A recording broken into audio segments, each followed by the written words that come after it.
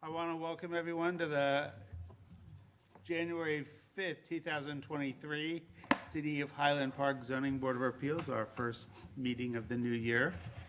If we could get a roll call, please. Oh, so sorry. Sorry, Chair, I actually was not able to pull up my minutes, so give me, I'll just do it in order. Okay, Member Straczynski? Present. Straczynski? Yes. Got it. Okay, Member Yablon? Oh, present. Member Beck? Here. Member Hendrick? Here. Vice Chair Bay? Here. Chair Colliser? Here. And then myself is here, Kelsey Faywell, Planner 2, Staff Liaison. Debbie, our minute taker, is here. Council Liaison Andres Tapia is here. And our Student Rep Jeremy is also in attendance. Thank you. Before we go any further, I just want to recognize that, as my colleagues have heard, Pam Peterson, who was our minute taker, passed away sadly on December 12th. We'll all remember Pam for her contributions in, getting our minutes done, but not only that, her cheerful attitude before the meetings, and that she was an avid Penn State fan, which some of the Big Ten members might take qualms with, but we all understood, she had family in State College. So with that, if we could just take a moment of silence in Pam's honor.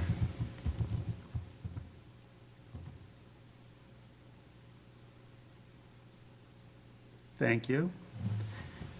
I'll ask my colleagues if they've had a chance to review the minutes from our, it's been a long time, December 1st, 2022 meeting. And if so, I'll entertain a motion. Member Hendrick would make a motion to adopt the minutes as presented in the packet. Member Yablon seconds. Thank you. All in favor say aye. Aye. All opposed? The ayes have it. The minutes have been adopted. The publication date for new business was December 21st, 2022. For the members of the public, if you are here for items not currently published on the agenda, this is your moment. Otherwise, we will continue. You all here for the cases that are published? Great. Chair, can I ask a question? Yes, Is anyone else not able to access the agenda packet? I currently have it up. Because I'm clicking on the link, it's not loading. I also have I guess it doesn't like me. Yeah, I've got it as well, so it's. Okay, so, Before we get going further, I'd be remiss if I didn't welcome Jonathan Trashansky to the Zoning Board of Appeals. He was appointed by the mayor and confirmed by city council last month. So welcome. Thank you. We're a friendly group. If you've had an opportunity to watch us, either live or on streaming, you'll see we're a friendly group. We just try to answer the questions that need to be met in order to, we always are guided by the standards for granting a variation. Sounds good. So chip in if you ever have any questions. That brings us, there was no old business, so that brings us to new business. Our first case this evening is 2022-VAR-031, the property at 880 Great Elm Lane. The appellants are Alex and Hillary Behar. Kelsey, do we have a presentation? Yes, Chair, thank you. I'm going to give it from over here today because I have a lot of extra materials that I don't want to hit with the laptop up there. Okay. Are we sure that they're going to hear you well enough on the microphone? That's all I ask. I will be very loud. Thank you. Okay, so this is the property. It's 880 Great Elm Lane. It's off of Green Bay Road and Great Elm. You can see it. It's a fairly large property and a lot larger than its neighbors. It is in the R5 district, and the minimum lot area for the R5 district is 12,000, which is roughly what those lots are surrounding it. This property is approximately 2.3 acres. So the proposal is not a generator. The proposal is additions onto the home, including an interior sports court. Some of those additions require a principal structure variation for maximum height. And then there's also a variation for maximum accessory structure height for a cabana in the rear. And then part of this project includes utilizing the existing attached garage for some of their additions. That is, so that's a side yard request. And then on the south side, there's another side yard request for another addition. And I'll get into the measurements a little bit later. I kind of want to clarify first. So here's an aerial view of the property. Again, you can see just how large it is. And this property to the east is a vacant lot. Okay, so this is the view from Great Elm Lane. So to the right, you can see that attached garage. So that attached garage, they are seeking to have it remain, kind of keep it with the house. But I wanted to point that out because that's where that side yard encroachment is. And then this will give you a view of what the house looks like roughly 2019. So this is the property. The front lot line is right along the lot line that's along the cul-de-sac. Then you can see that since it's adjacent to that vacant lot, side lot line, that becomes its side yard. So it kind of splits halfway through. So the front yard is 40 feet for approximately, I think, 40 to 50 feet of that line segment. Then the remainder reduces down to 39.5 feet for that side yard that follows along the south. The north side yard is the minimum, and then the rear is a 30-foot setback. Not really relevant to this case because they have so much space that if there were any rear yard encroachments, there would be some other issues. Okay, so this is the survey of the existing property. Again, like I said, this property is legal non-conforming. You can see that attached garage is about 4.5 feet off the property line, 4.67. And then the variation, so also you can see this area was approved for a variation in 2019 for that side yard encroachment to allow a front porch. So again, the front yard, the front, I'll say let's say in the functional term, is that lot line, even though the majority of it is a side lot line. And so this shows kind of the existing, or this is the proposed, so this is that attached garage. This is going to be a portion of the addition. The blue is the existing home. This is the proposed cabana, and this is an addition, and then here's a breezeway, and then this is the interior sports court. So this is the side yard encroachment. It's about 5 feet into that 9-foot side yard. And then on the south is when it clips that south side yard right here. You can see again, this is setback from the home as it exists today. So it's less of an encroachment than was granted in 2019. And then here's that sports court. Again, that's inside, it's an addition, and this does not encroach into the south side yard. So here's kind of a better view of the property. Here's the existing, and here's what they're looking to do. You can see this attached garage is actually losing its roof, going down in height. And then this cross stitch right here is that cabana that's going to be located behind the home. This is, again, another addition. This is where the principal structure height comes into play. And over here is the addition, and behind here is the sports court addition. So this is kind of a view. Again, this is kind of a big property. It is very long. Okay, this will give you a better view, again, of the specific height requests, because the height requests do sound like very large requests, especially considering the height of the home today. But the reason for this is that the property's grade. The height is measured from grade, and grade is the average elevation of a property. And so it's measured at the buildable areas on the property. So what happens is property experiences a significant slope down towards the rear. And so the grade is actually 12 feet below street level. So this is why that cabana goes down right here. And I'll have graphics that kind of explain where the height measurement is. Because again, like I said, since it's measured from grade, it's not going to be the height of that accessory structure from the ground. So this is the south side view. And this is where you can see right here is the proposed interior sports court addition. Back here is that cabana in the distance. So this is really far from the south side. This is from the north side, and this is that sports court all the way in the rear, or all the way, in the distance. Okay, so this explains the height request. So right here is average grade, this orange line. This is street level. So this is where their front door is, right here, this black line. goes all the way back. This red line is the maximum allowable accessory structure height per grade. So this is that 18-foot maximum, and this is their proposed. And they're requesting 3.25 feet for a height of 21.25 feet.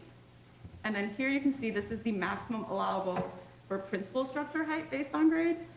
And this is the addition on the homes. And the proposed additions have a height of 40 feet, so it's an 8-foot excess of 32 feet, which is the maximum. And again, like I said, it is below the height of the home today. This home is non-conforming. It was built in 1911, so obviously does not conform to today's zoning ordinance, which would also explain the attached garage encroachment. And I want to just kind of pull up these views again to kind of give you an idea.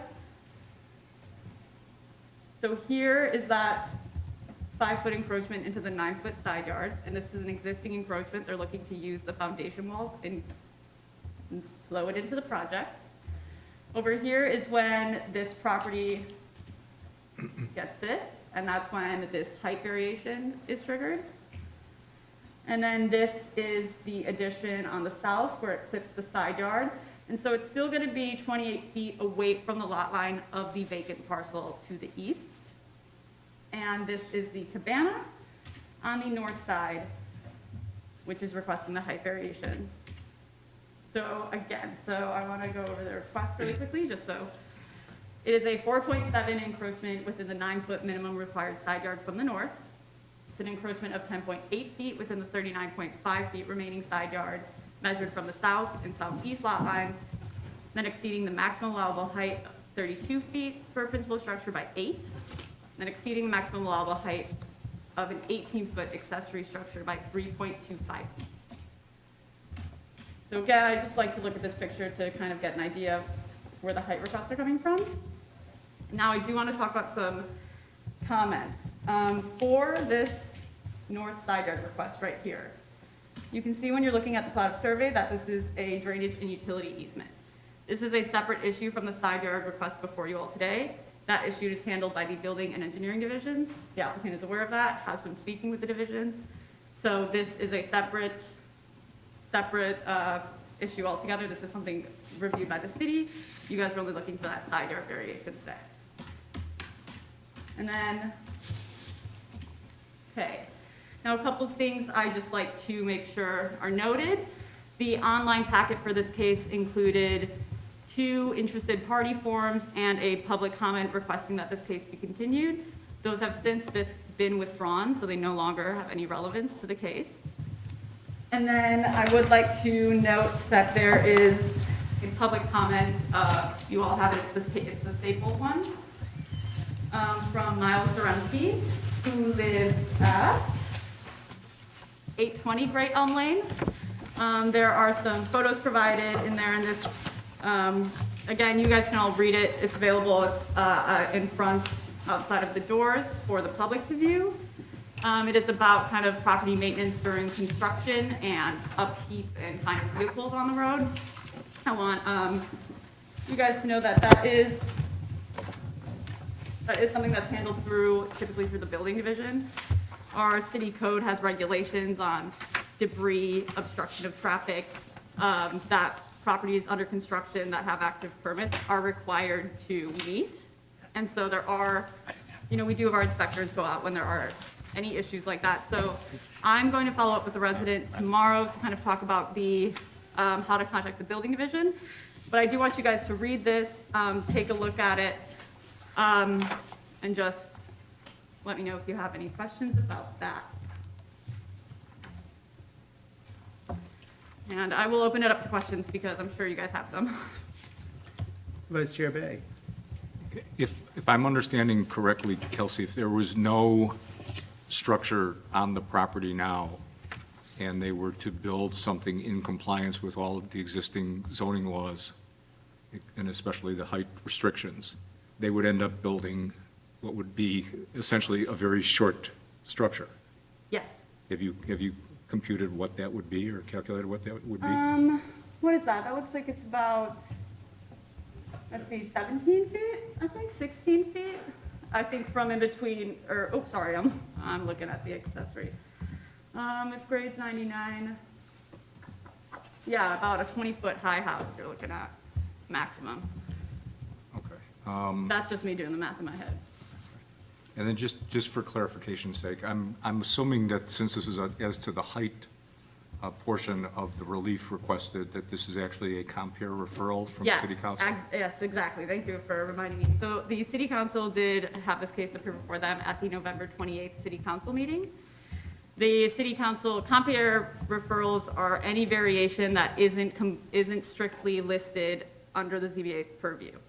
And so height is not under the ZBA's, it's not a listed variation request in our code, which means that it goes to city council first. And with compare referrals, city council is not reviewing the request. What they're reviewing is, will city council pass the case along to the ZBA for the ZBA to hear, and then the ZBA gives a recommendation back to the council, or will city council send it to ZBA and let them have final review on it, or will city council say, no, this is out, this isn't it. They can have final approval, the ZBA can have final approval, or the ZBA can give recommendation. Now, council voted to pass it to ZBA, and you guys have final voting authority over this case. Okay, so we do have final approval, and we are to Yes, it rule was, I based... believe, a 6-1 vote for city council that night. Got it. And we're to rule based on the regular standards for granting a zoning variation. Precisely. Okay, thank you. And just so our newest member understands, a compare referral is unique to Highland Park. Don't go Googling it thinking you'll find it in LexisNexis. It was created by a former city attorney of Highland Park. Thanks. Okay. Whose name? There's a stone outside that recognizes the gentleman. Yeah, and So if I could add, and the rationale was, the city council trusts the wisdom and your process for determining what will be the best thing, and we didn't feel a need to second guess whatever it is that you decide. Right. Member Hendrick. Why, I guess, if you know, is height measured off of grade? I mean, this can't be that unique of a situation. We live in a very, I'll call it grade diverse area. So what's the rationale behind that? So what happens is this property is significantly impacted by grade. A property, so something like a steep slope zone, the steep slope zone is excluded from calculating grade. So the buildable area is going to not go and include the steep slope zone because that would be unfair, and then it would kind of result in a measurement of height that is completely wonky. With a property that isn't located in the steep slope zone, they don't have those exclusions. So that's why it's rare that you guys aren't seeing it, because usually these properties that have a significant grade like this are going to be in a steep slope zone. So as a general statement, do most properties, the road and grade line up or are closer together? For the most part, because that's why steep slope zone was created, to kind of, let's say, group those properties that have those significant grading issues so it doesn't run into issues like these. But again, that's a particular area, and I mean, I'll say this is the first height request I've seen since I've started, first one I've actually spoken to. I haven't run into anyone who has been impacted by height like this. I've only run into homes that have kind of just been a little bit 2 feet impacted by grade. So this is a unique property in that sense, and that's why we don't really have that many variations. Yeah, I'm just curious, maybe for Councilman Tapia, I mean, something to think about is why do we define it that way? I mean, maybe it doesn't come up often enough to really matter, but. Yeah, seems it is common for most communities, I've found, but some measure just from, there's like average grade of the buildable property, it's just measured from grade where grade is at that moment, so it does vary, but. Thank you, Kelsey. Any other questions for Kelsey? Not seeing any. Thank you. Does the applicant wish to testify this evening?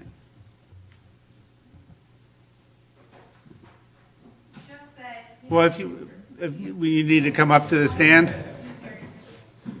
Yes, it is. If you could please provide your name and address for the record.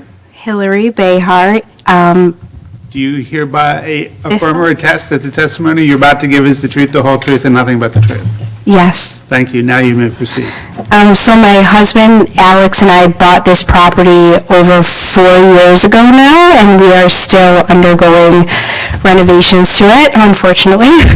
So we have a 4-year-old, a 2-year-old, and a 1-year-old. So since we bought this house, we have had 2 more children. And, I don't think we understood when we bought the house how significantly we would be negatively impacted by the fact that this home was built before, and from what I understand, a lot of these zoning rules and regulations were created since we have our home from 1911. So, we're just looking for a place to properly be able to have a nice home.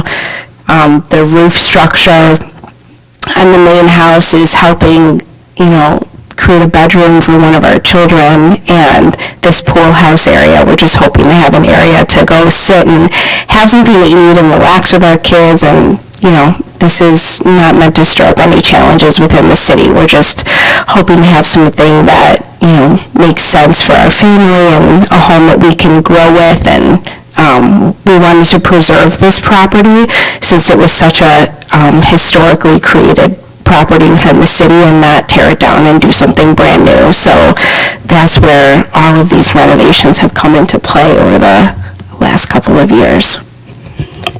Want to say anything, Alex? If you would please provide, sir? Sure. Yeah. Please provide your name and address. Dr. Alex Behar, and address is 880 Great Elm Lane. Thank you. Do you hereby affirm or attest that the testimony you're about to give is the truth, the whole truth, and nothing but the truth? I do. Thank you. Yeah, so I just adding on to what Hillary said is, I think that we also didn't understand the trouble it would be with the actual property itself, and how it slopes and how configured it is as it pertains to the borders of it, and how difficult it would be to kind of do things to the home if we wanted to do it.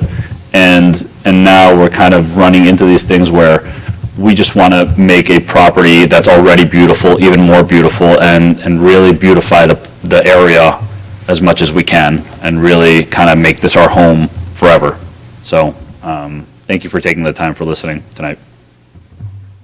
Thank you. Are there any questions? Vice Chair Bay. Couldn't help but notice that prior to the meeting tonight, we had received a request from one of your neighbors who apparently went out and hired a pretty large law firm to represent them for the purpose of trying to get a continuance for tonight, and then objecting to your requests, based in part at least on their concern that it would interfere with the light and air of the property. That request, and the lawyer has since withdrawn his appearance, and I guess they have asked us to ignore the objection, but I'm wondering if there's a backstory to that, if you I would. think you spoke to them. So before the meeting tonight, our architecture firm, Wheeler Kearns, which is a fabulous architecture firm within the city, offered to speak with any members of that homeowners association, any community member that had questions or concerns related to the property, because their feeling was that they didn't have the proper amount of time to review the case, since many of them are on vacation during the time that the board submitted that 14-day notice. So, we do have proof that the notices were received, I believe all were received by December 22nd, and none of the dates of the holidays existed on normal business days during the week.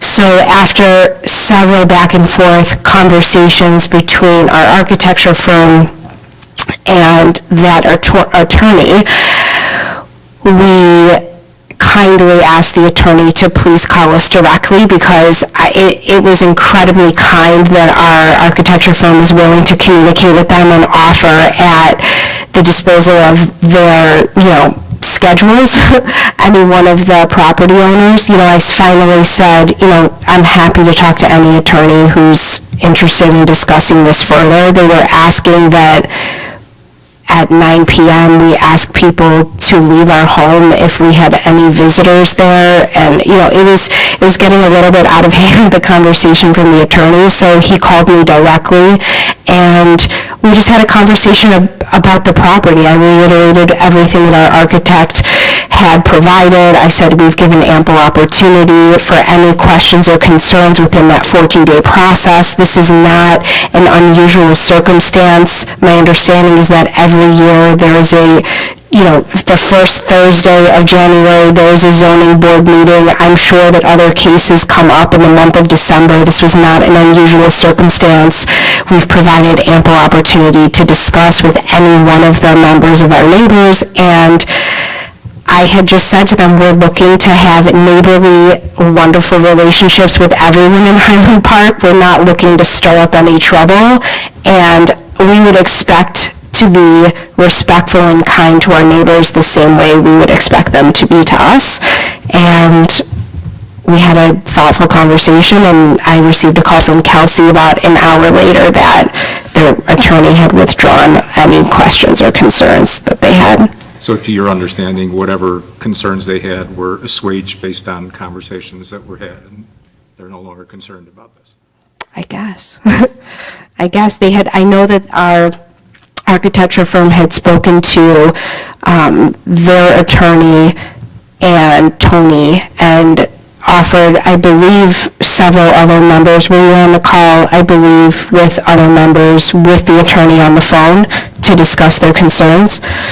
Yes. So between that conversation and maybe the attorney hearing what our interests were, I can't explain, but They've withdrawn the complaint, so I just... they've withdrawn the complaints. Their other concern was about what it would look like from a landscape architecture perspective. I explained that Scott Byron and Company, one of the finest landscape architecture firms in the city, is doing all of our landscape architecture. This is going to be beautiful. This is going to be a happy sight to see. And they had asked if they could plant some trees along the property line. We said we'd be glad to talk about that with anybody that wanted to do additional landscape architecture if they didn't want to see our pool cabana. I mean, we've been pretty open and happy to make sure that our neighbors are comfortable. And unfortunately, this is a circumstance of the home that we bought. And like I said, our goal was to preserve it and not build something brand new. And I think the attorney said they had appreciated that fact. But that's all. Okay, great, thank you. Member Hendrick?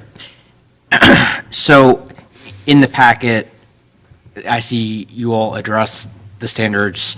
To me, it seems a lot is focused on the height variations, and personally, I'm kind of there already on the height, and we focused a lot on the height.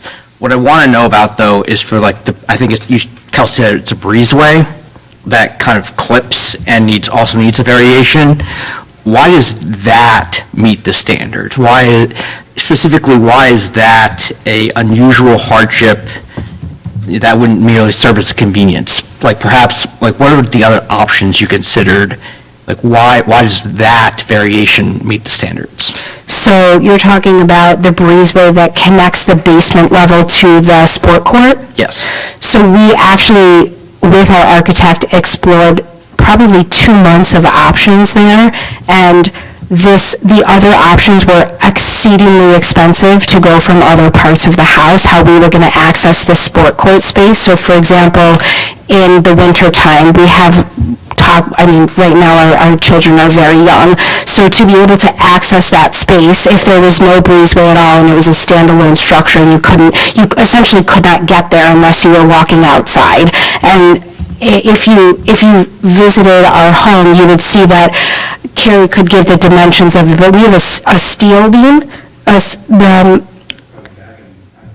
Carrie can speak, but essentially we have what I understand is a steel beam that hits your head if you're my husband when you're walking through the space. So the reason we wanted to put on this, addition to the home is that it's not the easiest basement space to use. When we bought the basement space, it was not used for play. It was strictly a bare-boned place where all of the equipment for the home was stored, the boiler, everything. And with young children, we want them to have an accessible place to play and not worry about bashing their head when they're playing. So by going underground, they're able to basically have a basement space where they can play, and building, and Carrie can speak to this, but we explored how many different options. You can speak to that? Sir, if you'd step to the microphone, we need to go through the formalities. Yeah. If you'd provide your name and address, please. Yeah, hi, I'm Carrie Frank. I work for Wheeler Kearns Architects in the city and project architect for the property. Your firm's address, please? Wheeler Kearns is 300 South Dearborn, Suite 200 in Chicago, Illinois. Thank you. Do you hereby affirm or attest that the testimony you're about to give is the truth, the whole truth, and nothing but the truth? Yes. Thank you. Would you like your? Yeah, I could maybe show a little bit more. So I think regarding the encroachment into the side yard, one of the kind of, why is this not working? There we go. I'm gonna have to reload, but what you have up is probably sufficient, Kelsey. Oh, well, here we go. So the uniqueness of the property having an existing setback, I apologize, I have to connect to my.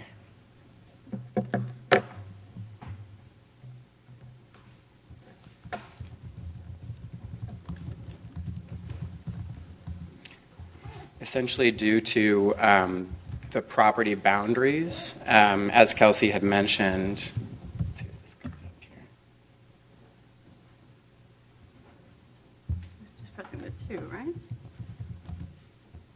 Okay.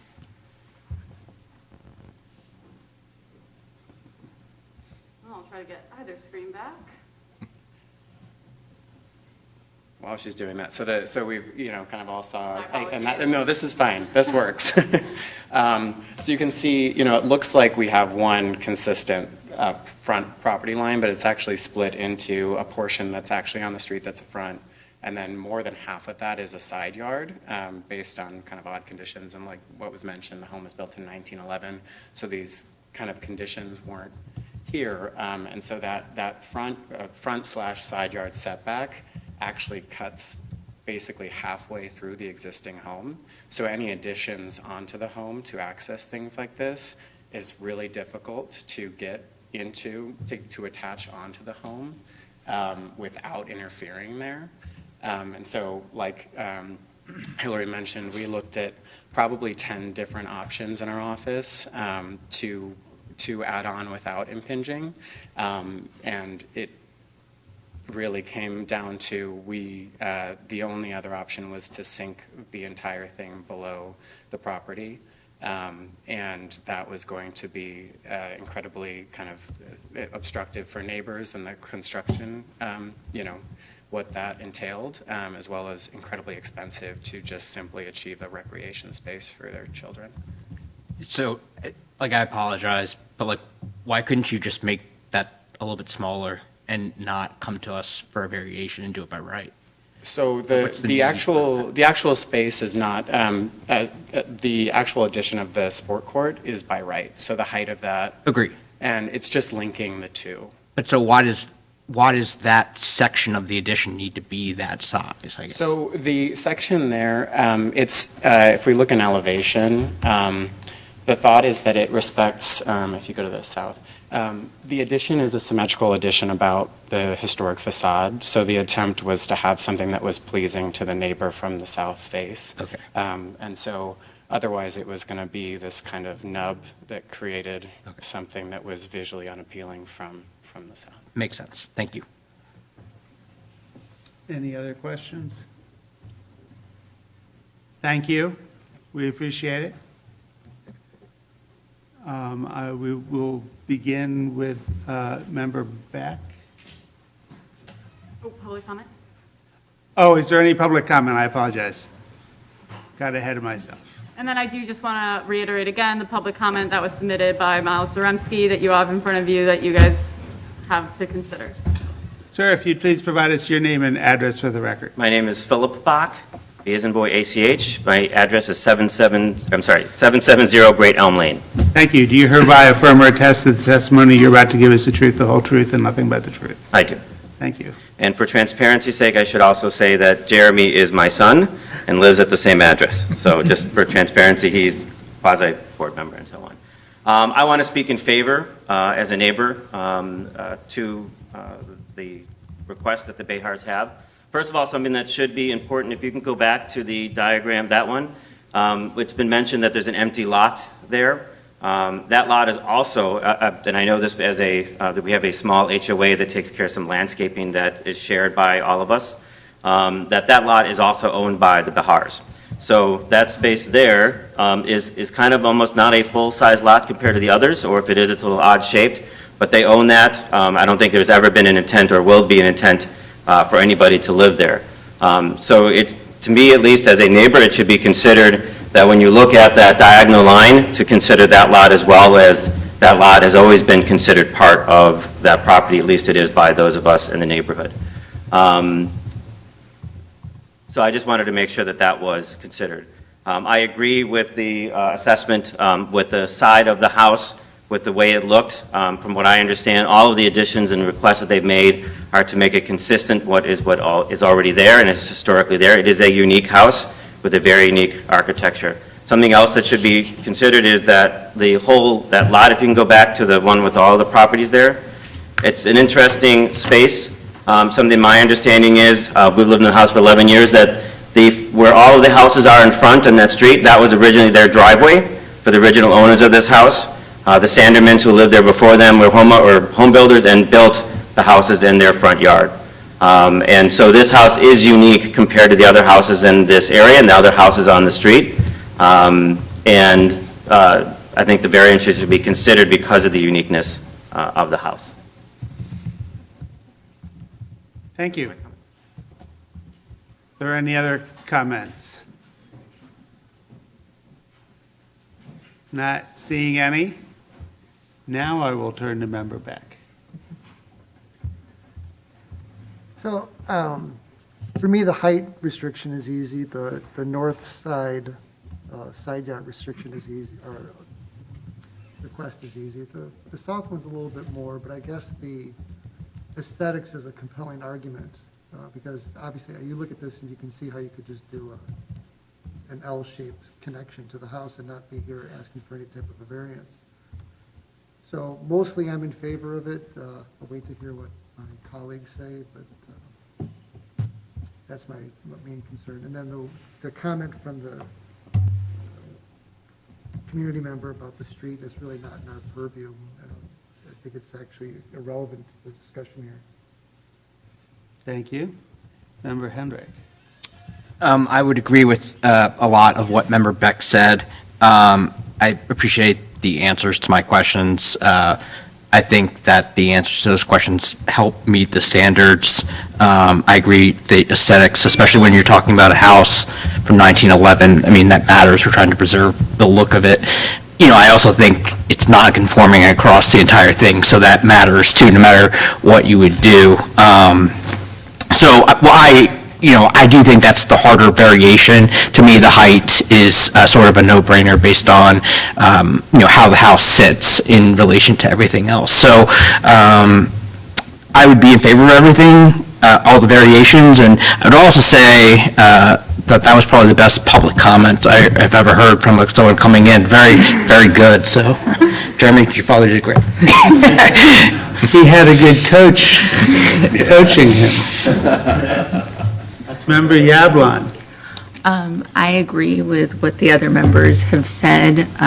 The one that I have the most difficulty on is the little southern section, but I think that this is all non-conforming and problematic, so I'm okay with it. And I do appreciate how much you've tried to stay within the lines and just weren't able to. So I'm in favor of the whole thing. Thank you. Member Trushansky. I think that the presentation and all the materials did a nice job of laying everything out as to why all the variances are met. So I would be in favor of it. Thank you. Vice Chair Bay. Yeah, I don't really feel the need to add anything, so I'll just say that I'm in favor of it totally. Excuse me, I'm in favor of all the requests, and I believe all the standards have been met. Thank you. I'm going to agree with my colleagues. I want to thank Kelsey. There were some great slides in there. You did a fabulous job. But also the diagram on the height with the different colored lines, to me, that one really helped explain, because I was envisioning this whole thing being massive, especially when you were considering the height asks on the cabana. Less the house, once I saw what what it was going to look like. You could see where they were following the current lines of the house. But that diagram right there clarified for me the height ask. And a lot of that has to do with the slope of the yard, which is difficult to picture. I have one of those yards that's not on up front you don't realize until you go in the back and you realize how tall that house is from the low point of our yard. So I appreciate, sort of seeing that. Because it really does show how the garage sits down, or the sport court, I guess, is really at a lower level than the rest of the house, and it's not as imposing. So with that, I want to thank the applicants, their attorney, their neighbor this evening, and Kelsey for a great presentation. And with that, I will entertain a motion. I would make a motion to approve and adopt the approval order that's part of the package and pass it as it is written. Do you have a second? Member Beck will second. Thank you. So that was a motion by Vice Chair Bay and a second by Member Beck to adopt the order as presented. Kelsey, can we get a roll call vote? Yes, Chair. Member Trzanski? Yes. Member Beck? Aye. Member Yeblon? Aye. Member Hendrick? Aye. Vice Chair Bay? Aye. Chair Cullither? Aye. Perfect, that's 6, the motion passes. Congratulations. Kelsey will be following up with you probably early next week, I would imagine. Yes, correct. That brings us to the second item on our agenda. It is 2022-VAR-034, the property at 560 Lyman Court. The appellant is Andrew Nguyen and Yen Tai. Kelsey, do we have a presentation? Yes.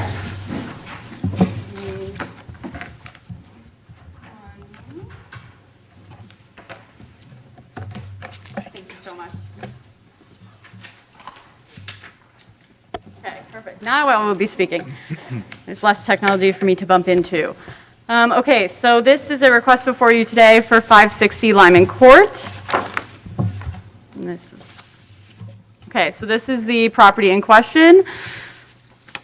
And this is the project background. So what the applicants are looking, it's an interior remodel of the home, which typically does not come before the ZBA.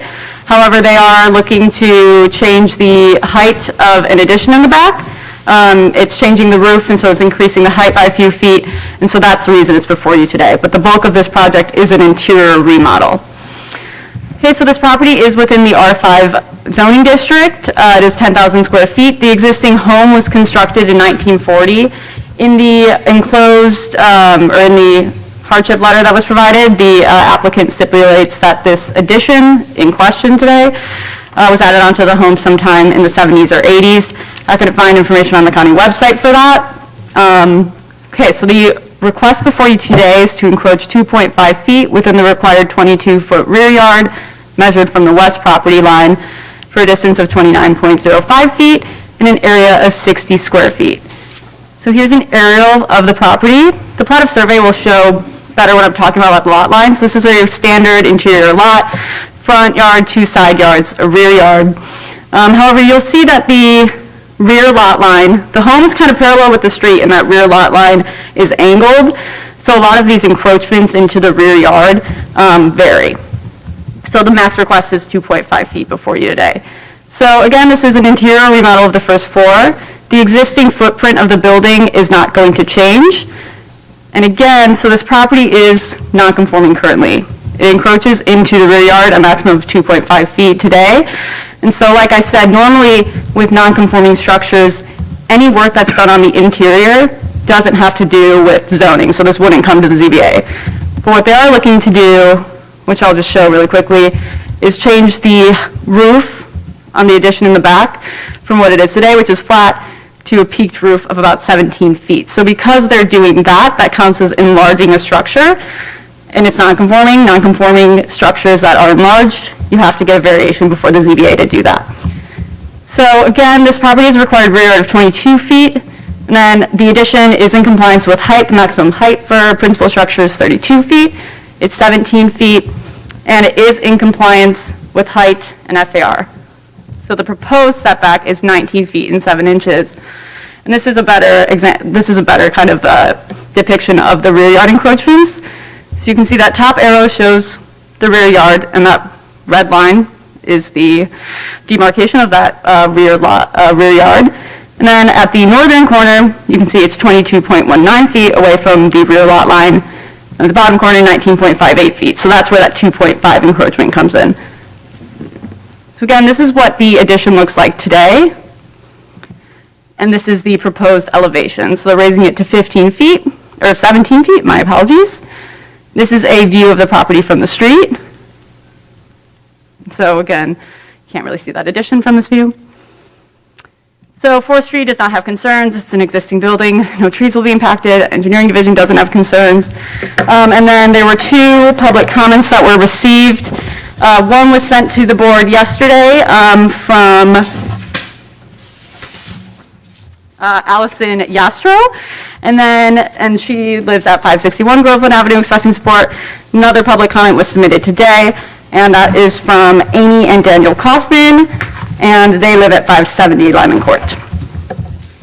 So I will take any questions. Vice Chair Bay.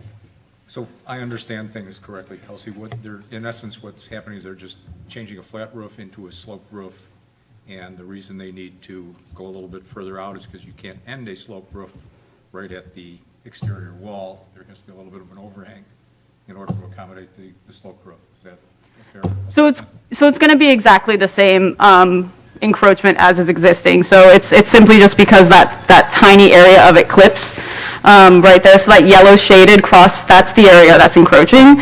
And so there's no further encroachment, but adding on that roof and making the building higher, therefore necessitates a variation. Okay, so I misunderstood, so it's not actually going to encroach? No, so it's just getting higher, and then that's enlarging. If you're putting a second floor on it, it's encroaching the exact same, it's just that they're doing it for attic space or living space. Yeah, so I think the applicant, or their contractors. They can speak to it. Yes, so I think the existing ceiling height is just shy of 10 feet, it might be 9 feet, so looking to increase that. And so again, any non-conforming structure that's enlarged is going to need to come before the ZBA. Got it, thank you. Member Beck? Procedural question? Yes. Does Kelsey need to read those letters of support into the record? Especially the one that was. No, so those will be entered into the record. That was something that kind of stopped with the COVID. So at the direction of management, there's no longer reading. I remember Carl was reading some of them. Yeah. Yes, that was the difference. She summarized. Okay, great. Okay. As long as it's available to the public at the meeting and to the board, and then it's included in the record, that's suffices. Right, because we no longer have the interface with the community. Okay, good. It's just one way. Any other questions for Kelsey? Not seeing any. Would the applicant like to speak?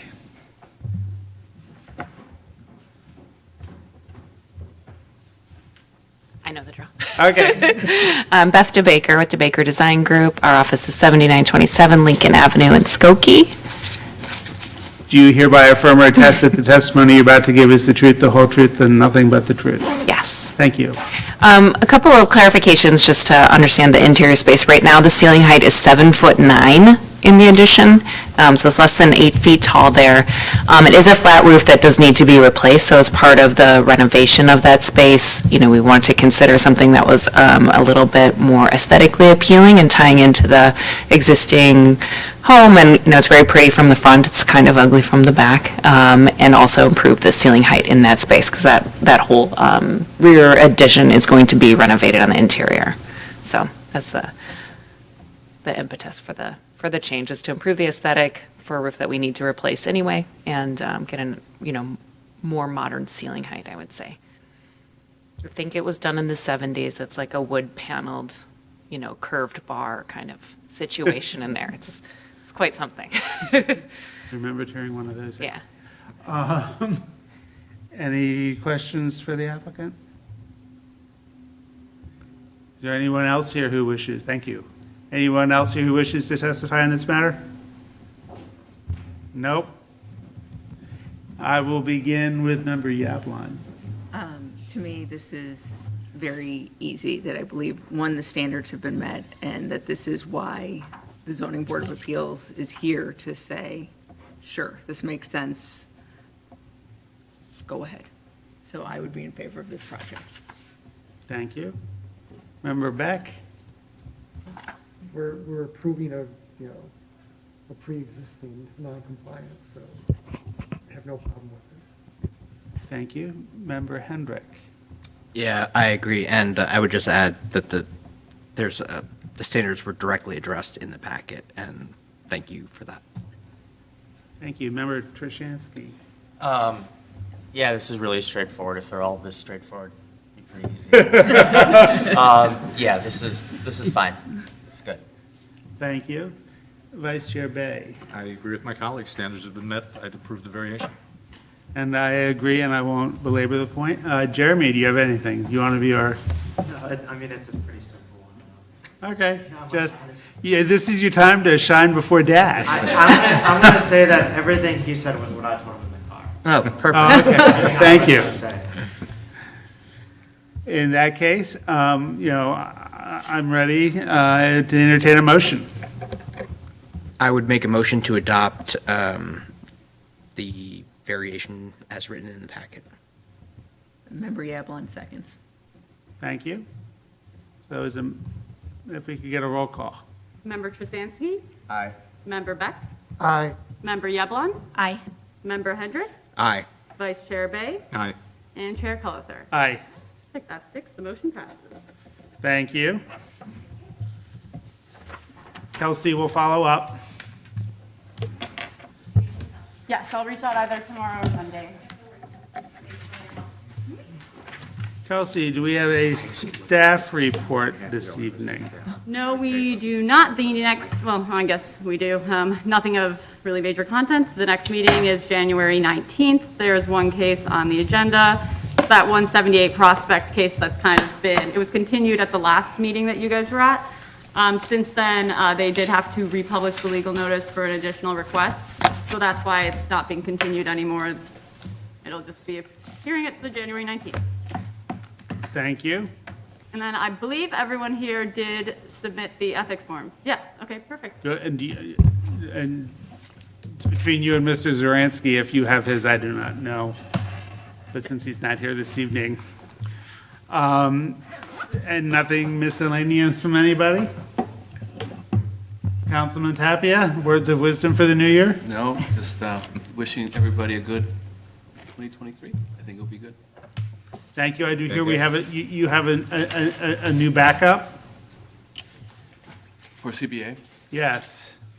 Yeah. Tony Huh? is your new backup. Who is? Tony Oh, okay. Yes. Bloomberg Yes. is the new backup. Yeah, we just announced the backups, so if necessary, that will be our first. If there's another World Cup he has to go to or some other right. such event. That's right, it'll be Tony. So rather than the randomness of it, like if one of us if I can't make it, we always have to scramble. Now each of the liaisons have a backup, and that will be the first person we go to, and they'll be assumed to be able to be fill in. Great. Well, I want to thank everyone. I will entertain a motion to adjourn. Motion to adjourn. And a second? Second by Member Beck. All those in favor say aye. Aye. All those opposed? We are adjourned at 8:24. We're good. Not too bad, under an hour. So here's-